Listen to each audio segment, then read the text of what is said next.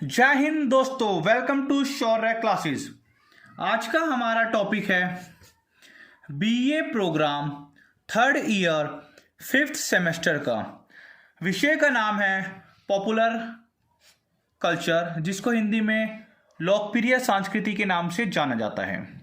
अक्सर देखा गया है कि एग्जाम में ये क्वेश्चन बार बार देखने को मिला है, तो आइए बिना किसी देरी के शुरू करते हैं। इस वाले चैप्टर, ये दूसरे चैप्टर का एक क्वेश्चन है जिसका नाम है तीर्थ यात्रा और तीर्थ यात्री। आज हम इसके बारे में चर्चा करते हैं। काफ़ी आसान चैप्टर है, तो आइए शुरू करते हैं। सबसे पहले मैं यहाँ पे आपको दो तीन शब्द बताना चाहता हूँ। एक शब्द होता है तीर्थ यात्रा, एक होता है तीर्थ यात्री। आप सभी ने ये शब्द अपने जीवन में बार बार सुना होगा। तीर्थ के भाई कोई इंसान तीर्थ यात्रा पे गया हुआ है, या आपकी फैमिली में कोई इंसान ने तीर्थ यात्रा की है, आपके फादर ने, मदर ने, ताई, चाचा, मतलब जो सीनियर हैं उन्होंने तीर्थ यात्रा पे वो निकले हुए हैं। तो तीर्थ यात्रा क्या होती है? तीर्थ यात्रा, आप ये वाला चैप्टर अपने शब्दों में भी एक्सप्लेन कर सकते हो। तीर्थ यात्रा का अर्थ है एक ऐसा स्थान, एक ऐसा पवित्र स्थान जहाँ पे तीर्थ यात्री जाते हैं। जी हाँ, तीर्थ यात्रा क्या होती है? तीर्थ यात्रियों के द्वारा एक ऐसे पवित्र स्थान की यात्रा करना जो कि एक धार्मिक भावना से की जाती है। हम कह सकते हैं कि तीर्थ यात्रा तीर्थ यात्रियों के द्वारा एक ऐसे पवित्र स्थान की यात्रा की जाती है जो कि धार्मिक भावनाओं से जुड़ा हुआ होता है। आप इसको अपने शब्दों में आप कैसे भी लिख सकते हैं कि भाई तीर्थ यात्रा एक ऐसी यात्रा होती है जो एक यात्री के द्वारा अपनी धार्मिक गतिविधियों को पूरा करने या अपनी धार्मिक भावनाओं को संतुष्टि पहुंचाने के लिए एक निश्चित स्थान तक जाता है। ठीक है, तो यहाँ पे अब आप समझ गए होंगे कि तीर्थ यात्रा होती क्या है। एक तीर्थ यात्री के द्वारा धार्मिक भक्ति को सिद्ध करने के लिए या फिर धार्मिक भक्ति की यात्रा करने के लिए जिस पवित्र स्थान पे वह जाता है उसको तीर्थ यात्रा के नाम से जाना जाता है। इसके लिए तीन चीज होना आवश्यक है। सबसे पहले, तीर्थ यात्रा के लिए एक होना चाहिए एक स्थान से दूसरे स्थान तक जाना। तीर्थ यात्रा तभी संपन्न की जाती है, तभी मानी जाती है जब एक व्यक्ति अपनी धार्मिक भक्ति के लिए एक स्थान से दूसरे स्थान की यात्रा करता है। जैसे आप लोग हो, कोई अगर हिंदू हैं तो वो भाई अपने घर से वैष्णो देवी तक जाता है, शिरडी तक जाता है, बनारस तक जाता है, हरिद्वार तक जाता है। तो वो एक स्थान से दूसरे स्थान तक की यात्रा करता है। तीर्थ यात्रा के लिए 2 से 3 चीजें आवश्यक होती हैं। पहली, एक स्थान से दूसरे स्थान तक की यात्रा करना। सेकंड पॉइंट क्या है? एक निश्चित दूरी तय करना। तीर्थ यात्रा तभी संपन्न मानी जाती है कि जब तीर्थ यात्री अपनी एक पवित्र स्थान पे पहुंच के एक निश्चित दूरी तय कर लेता है। भाई सिंपल सी बात है। जैसे उदाहरण के लिए, अगर मान लो आपके किसी एक फ्रेंड की शादी अगर हरिद्वार में होती है, तो आप शादी अटेंड करने जाते हो, तो आप ये सोचते हो चलो भाई 2 दिन यहाँ पर रुकना है, इसी बहाने चलो हरिद्वार में जो तीर्थ स्थल है उनकी भी यात्रा कर लेते हैं। तो ये तीर्थ यात्रा नहीं कहलाई जाएगी।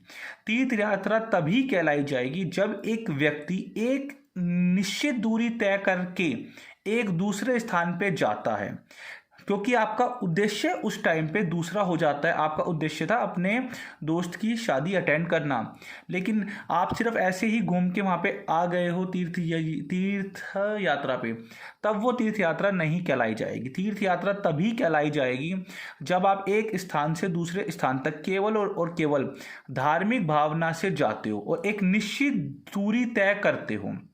अर्थात जब वहाँ पे आप हरिद्वार से तीर्थ यात्रा, मान लो बेसिकली जब आप अपने घर से हरिद्वार के लिए तीर्थ यात्रा पे जाते हो और हरिद्वार पे जितने भी तीर्थ स्थल है वहाँ पे अपनी यात्रा संपन्न करके वापस घर को आते हो, इट्स कॉल्ड तीर्थ यात्रा। इसी प्रकार से जो मुस्लिम भाई हैं अगर वो हज पे जाते हैं तो वो एक निश्चित क्षेत्र की दूरी को तय करते हैं।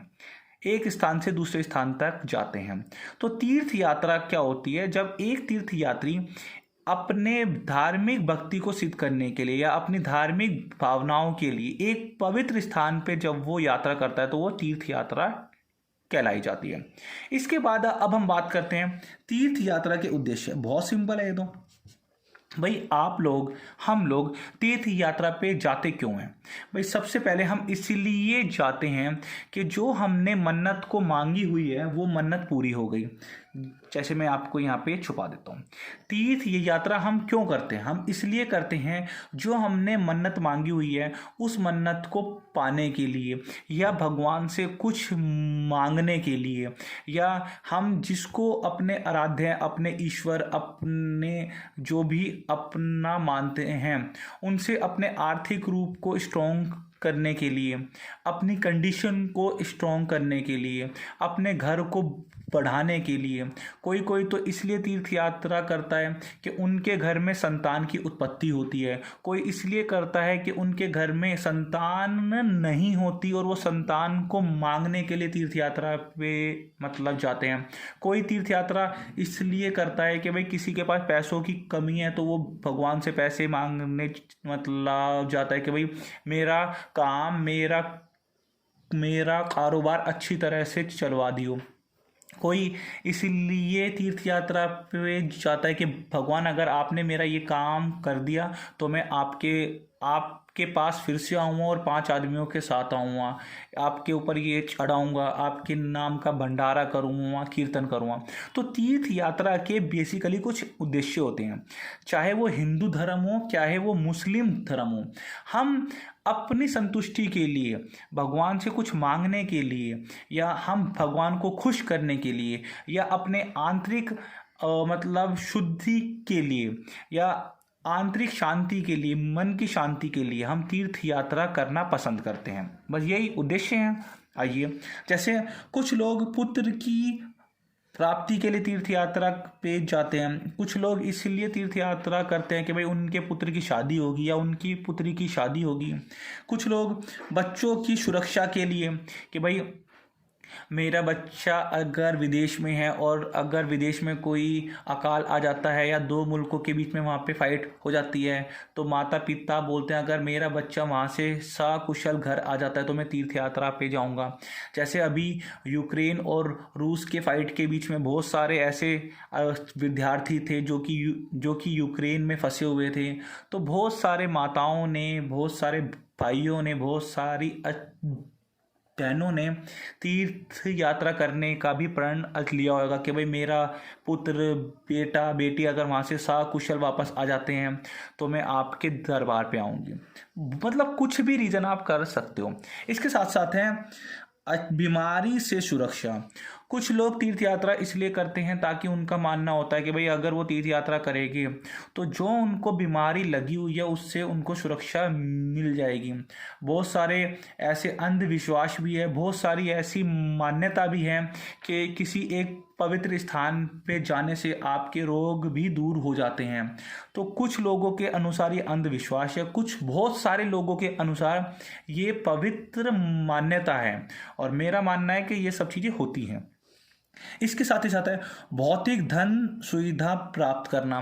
तीर्थ यात्रा पे कुछ लोग इसलिए जाते हैं कि भाई कुछ पैसे की लालसा के लिए कि भगवान हमारा काम, हमारा कारोबार और अच्छा करवा दो, इसलिए हम आपके पास आ जाएंगे। कुछ लोग अपने मोक्ष की प्राप्ति के लिए कि भाई अब मैं एजिड हो चुका हूँ तो भाई मैं ये चाहता हूँ कि भाई ऊपर जाने से पहले, एक्सपायर होने से पहले मैं तीर्थ यात्रा कर लूँ ताकि मुझे मोक्ष की प्राप्ति हो सके। तो आप कुछ भी आंसर कर सकते हो। फिर है धार्मिक यात्रा। कुछ इंसान अपने मन की शांति के लिए धर्म की यात्रा पे जाते हैं एक्सेट्रा, और ये आपके अलग अलग उद्देश्य भी हो सकते हैं। इसके बाद है पवित्र स्थल किसे कहा जाता है या पवित्र स्थान किसे कहा जाता है। भाई सिंपल सी बात है, पवित्र स्थान उस स्थान को कहा जाता है जो कि धर्म विशेष से संबंधित हो। जी हाँ, धर्म विशेष से हम कह सकते हैं कि एक ऐसा स्थान जो कि धर्म विशेष से संबंधित हो पवित्र स्थान कहलाया जाता है। उस धर्म विशेष स्थल में शक्तिशाली स्मारक होते हैं भाई। जैसे आप हरिद्वार जाते हो, जैसे आप काशी जाते हो, या फिर आप बोध गया आप जाते हो, या फिर लुम्बिनी आप जाते हो, या फिर मक्का मदीना आप जाते हो, या फिर आप गुरुद्वारा जाते हो, या फिर किसी भी चर्च में आप जाते हो, किसी भी पवित्र स्थान पे आप जाते हो, तो वहाँ पे शक्तिशाली स्मारक होएगी, मतलब कि इमारतें होएगी। उस पवित्र स्थल पे ऐसी इमारतें होती हैं जो कि अपने आप में एक शक्ति का प्रतीक होता है। तो हम कह सकते हैं कि पवित्र स्थल एक ऐसे धार्मिक, एक धर्म विशेष संबंधित स्थल होते हैं जहाँ पे शक्तिशाली इमारतें होती हैं, जहाँ पे एक विशेष धर्म से संबंधित क्रियाएं या फिर उनसे संबंधित कार्य किए जाते हैं। उदाहरण के लिए अगर हम बात करें, जो पवित्र स्थल होते हैं बेसिकली वो एक विशेष धर्म के संबंधित, उनके जन्म के से संबंधित, उनकी मृत्यु से संबंधित, या एक विशेष ऐसे व्यक्ति जो कि अपने जीवन काल में जिसने धर्म को फैलाया है, उनसे संबंधित स्थलों की चर्चा की जाती है। जैसे अगर हम बात करते हैं महात्मा बुद्ध की, तो महात्मा बुद्ध के ये 4 स्थल काफ़ी ज़्यादा महत्वपूर्ण हैं। जैसे बोध गया है, सारनाथ है, लुम्बिनी है और कुशीनगर है। जहाँ पे अगर हम लुम्बिनी की बात करते हैं तो महात्मा बुद्ध का जन्म हुआ था। अगर हम कुशीनगर की बात करते हैं तो वहाँ पे वो एक्सपायर हुए थे। अगर हम बोध गया की बात करते हैं तो वहाँ पे उनको ज्ञान की प्राप्ति हुई थी। अगर हम सारनाथ की बात करते हैं तो वहाँ पे उन्होंने अपना प्रथम उपदेश दिया था। तो आप इसमें कुछ भी स्थानों का नाम डाल सकते हो। जैसे अगर हम बात करें हरिद्वार की, या अगर हम बात करें मथुरा वृंदावन की, तो जहाँ पे कृष्ण जी का जन्म हुआ, या अगर हम बात करें अयोध्या की, या अगर हम बात करें मक्का मदीना की, तो आप चाहो तो किसी भी धर्म के मतलब स्थलों के बारे में यहाँ पे उत्तर में लिख सकते हैं। बस शर्त ये है कि आपको अपने उत्तर को कनेक्ट करना पड़ेगा। इसी के साथ साथ पवित्र स्थान एक ऐसे स्थान होते हैं जहाँ पे एक विशेष धर्म संबंधी मतलब चीज़ों को किया जाता है। साथ ही साथ वहाँ पे एक शक्तिशाली स्मारक होते हैं। वहाँ पे एक विशेष व्यक्ति से संबंधित कुछ चीज़ें उपलब्ध होती हैं, जैसे उनका जन्म हुआ होगा, या फिर मृत्यु हुई होगी, या फिर उन्होंने वहाँ कुछ ऐसा कार्य किया होगा जिससे लोगों की श्रद्धा उस धर्म में काफ़ी ज़्यादा हो जाती है, या फिर भगवान की दिव्य शक्ति के रूप में वो स्थान जाना जाता है। अगर हम भारत की बात करते हैं तो भारत के पूर्व से पश्चिम तक, उत्तर से दक्षिण तक ऐसे बहुत सारे स्थल हैं जहाँ पे भगवान की दिव्य शक्ति के बारे में बात की जाती है। चाहे हम पुरी का जगन्नाथ मंदिर है, या फिर मथुरा वृंदावन है, या फिर अमृतसर में जो गोल्डन टेम्पल है, किसी भी स्थल की बात करते हैं तो ऐसा मानना जाता है कि वहाँ पे ईश्वर की कुछ दिव्य शक्तियाँ छुपी हुई है, जो कि अपने भक्तों की समस्याओं का समाधान वहीं से ही किया जाता है। ऐसे बहुत सारे स्थल हैं। अब हम बात करते हैं, अगर आपको ये वीडियो पसंद आए तो प्लीज़ इस पे वीडियो को लाइक ज़रूर कीजिए, और अपनी उपस्थिति भी आप दर्शा दीजिए कमेंट करके। अगर आप चैनल पे नए हैं या पुराने तो प्लीज़ कमेंट ज़रूर कीजिए कि आपको ये वीडियो कैसा लगा। आपके कमेंट हमारे लिए मोटिवेशन का काम करते हैं। तो आइए शुरू करते हैं। इसी के साथ साथ होता है एक शब्द है पवित्र भूगोल। भाई पवित्र भूगोल किसे कहा जाता है? अभी हमने पीछे पढ़ा पवित्र स्थान। पवित्र स्थान एक ऐसा स्थान है जहाँ पे धर्म विशेष संबंधी कार्य किए जाते हैं। पवित्र भूगोल का अर्थ है, हम यहाँ पे हमें सभी को पता है कि भारत पूर्व से पश्चिम तक, उत्तर से दक्षिण तक, भारत में चारों जो भी दिशाएं हैं, चारों दिशाओं पे कुछ विशेष मतलब मंदिरों का उल्लेख किया गया है, जो कि शंकराचार्य के द्वारा इनकी स्थापना की गई थी। जैसे अगर हम बात करें, आप सभी ने एक शब्द को सुना होगा, चार धाम की यात्रा। वो चार धाम यही चार धाम है जी, पूर्व, पश्चिम, उत्तर और दक्षिण वाला। अगर हम बात करें तो भारत के पूर्वी क्षेत्र पे, ये देखिए भारत का एक मैप है, अगर हम बात करें तो पूर्वी क्षेत्र पे पुरी का जगन्नाथ मंदिर विराजमान है। कहा जाता है कि भाई जो पूरे जगत के स्वामी हैं विष्णु जी, तो पुरी का जगन्नाथ मंदिर ये जो भारत के पूर्व साइड में है। ऐसे पश्चिमी साइड में द्वारकाधीश मंदिर है। इसी प्रकार से उत्तरी साइड में बद्रीनाथ है भोले बाबा का। उसी प्रकार से दक्षिण में, साउथ इंडिया में रामेश्वरम है। तो ये चार धाम, इन्हीं चार धामों की अगर कोई भी व्यक्ति चार धाम की यात्रा करता है, तीर्थ यात्रा पे जाता है, तो वो इन्हीं चार धामों पे जाता है। और जब इन चार धामों की यात्रा की जाती है तो इसी को ही पवित्र भूगोल के नाम से जाना जाता है कि एक निश्चित, जो कि पूरे भारत में जो ये चार धाम है, जो कि ये चारों ही दिशाओं को जोड़ते हैं, एक इस प्रकार से कहा गया है कि भारत को भौगोलिक रूप से, धार्मिक रूप से जोड़ा गया है पवित्र भूगोल के द्वारा, जो कि चार धाम यात्रा के द्वारा ही संपन्न की गई है। जैसे पूर्वी क्षेत्र में पुरी का जगन्नाथ मंदिर है, पश्चिमी क्षेत्र में द्वारकाधीश मंदिर है, उत्तरी क्षेत्र में शिवजी जी का बद्रीनाथ है और साउथ इंडिया में रामेश्वरम है। तो इन्हीं चारों धामों की यात्रा करना ही पवित्र भूगोल के नाम से जाना जाता है। अगर हम बात करते हैं कि जब भी कोई तीर्थ यात्री यात्रा करके घर वापस अपने लौटता है तो वो यात्रा के समय कुछ ऐसी चीज़ें अपने साथ अपने घर पे लेके आता है जो कि उसकी यादगार चीज़ें साबित होती है। तथा कुछ ऐसे, कोई इंसान पवित्र जल लाता है तो कोई पवित्र तेल को लेके आता है, कोई वहाँ के पवित्र जल को लेके आता है, कोई वहाँ की मिट्टी को लेके आता है, कोई वहाँ के चित्र, कैलेंडर तथा मूर्तियों को लेके आते हैं।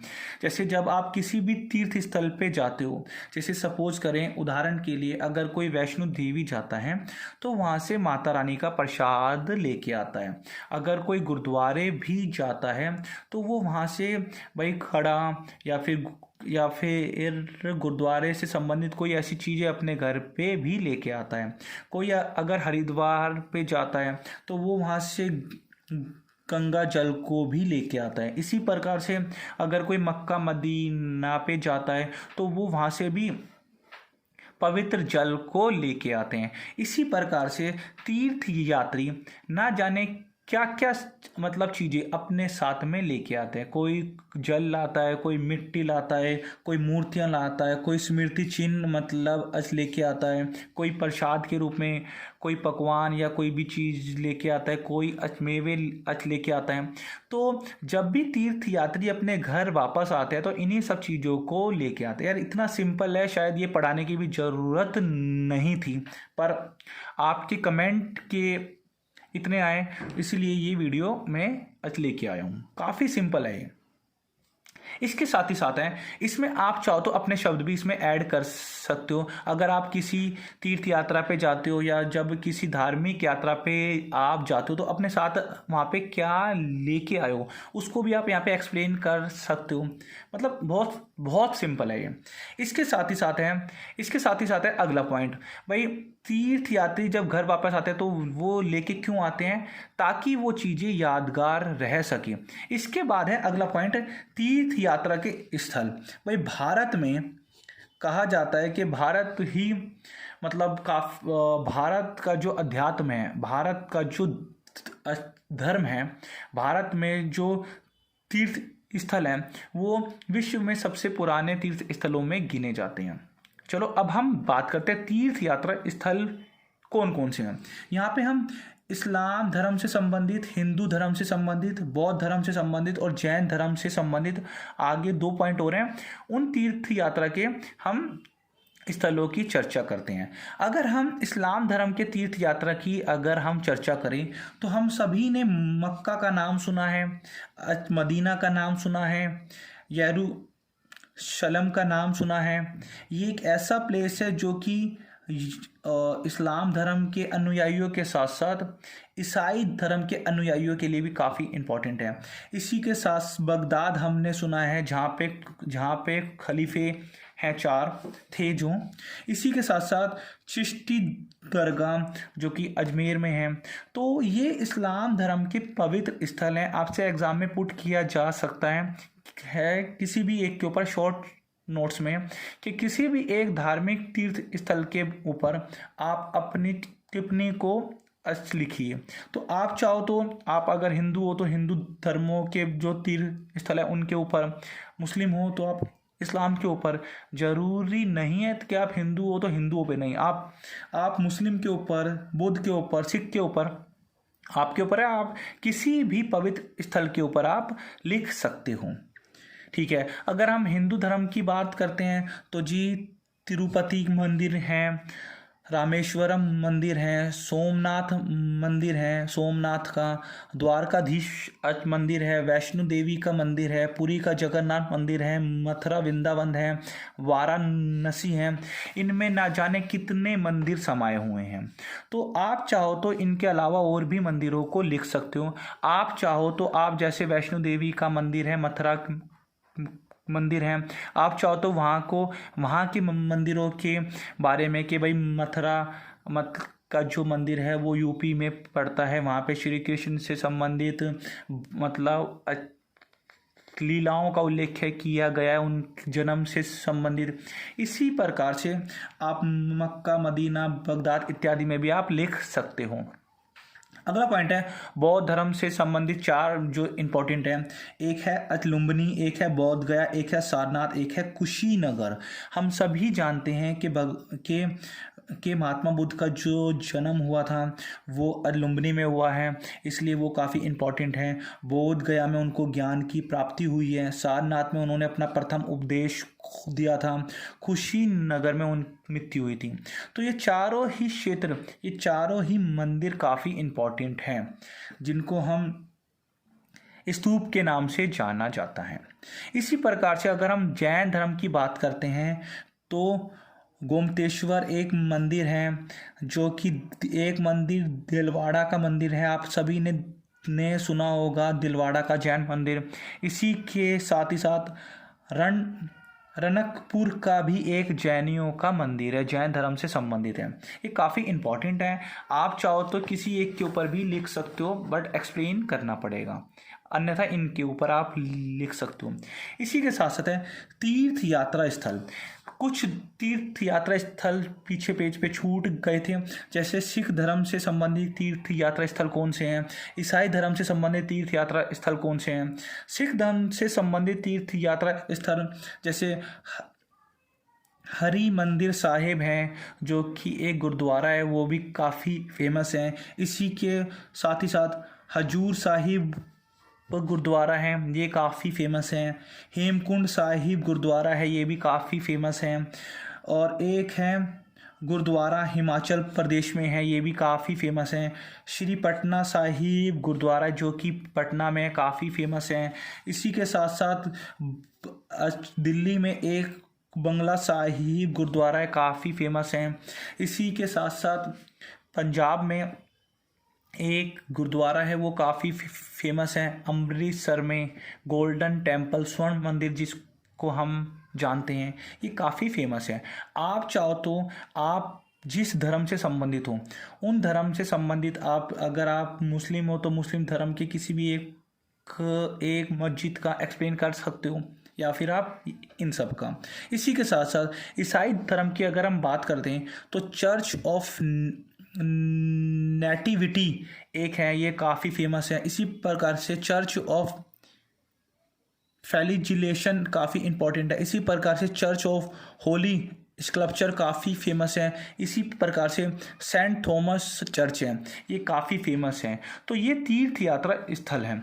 इसके बाद ये आखिरी पॉइंट है तीर्थ यात्रा के प्रभाव और उसके महत्व। भाई तीर्थ यात्रा के प्रभाव क्या होते हैं, लोग बाग तीर्थ यात्रा क्यों करते हैं, रीज़न क्या है। भाई सिंपल रीज़न अभी मैंने आपको बताया, तीर्थ यात्रा के उद्देश्य क्या है। इसके साथ साथ इसका राजनीतिक उद्देश्य भी है, इसका धार्मिक उद्देश्य भी है, इसका सांस्कृतिक उद्देश्य भी है, तो है ना।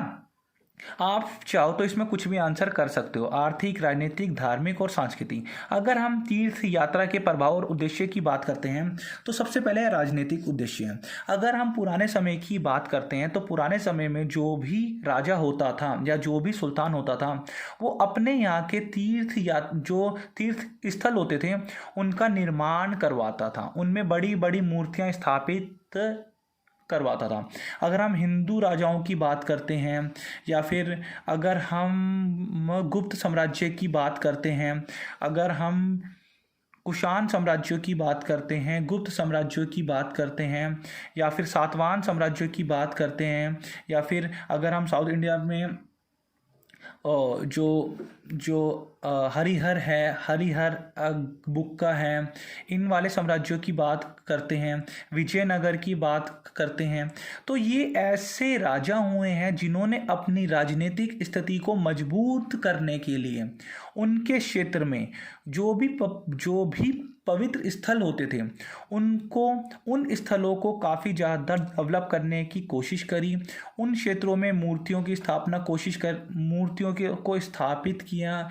जो उनके क्षेत्र में मंदिर होते थे उनको काफ़ी ज़्यादा मतलब फेमस करने की कोशिश करी, मूर्ति कला के रूप में, वास्तुकला के रूप में।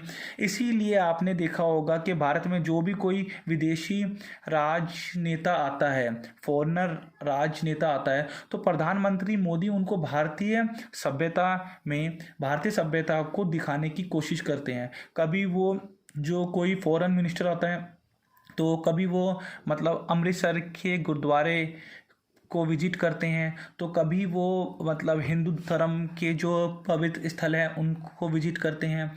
कोई किसी धार्मिक स्थल पे जाता है तो कोई किसी धार्मिक। तो एक प्रकार से पुराने समय में तीर्थ यात्रा का सबसे महत्वपूर्ण जो प्रभाव था वो था राजनीतिक। भाई जिस राजा के काल में जो एक फेमस पवित्र मंदिर है, अगर वो ज़्यादा अच्छी तरह और बना दिया जाए, उसमें मूर्ति कला स्थापित कर दी जाए, तो उस राजा की वाहवाही होती थी, उस राजा की प्रशंसा दूर दूर तक होती थी। इसीलिए दूर दूर के जो भी यात्री होते थे उस राज्य में विजिट करते थे, उस राज्य के जो मंदिर है, जो पवित्र स्थल है, उनको देखने आते थे।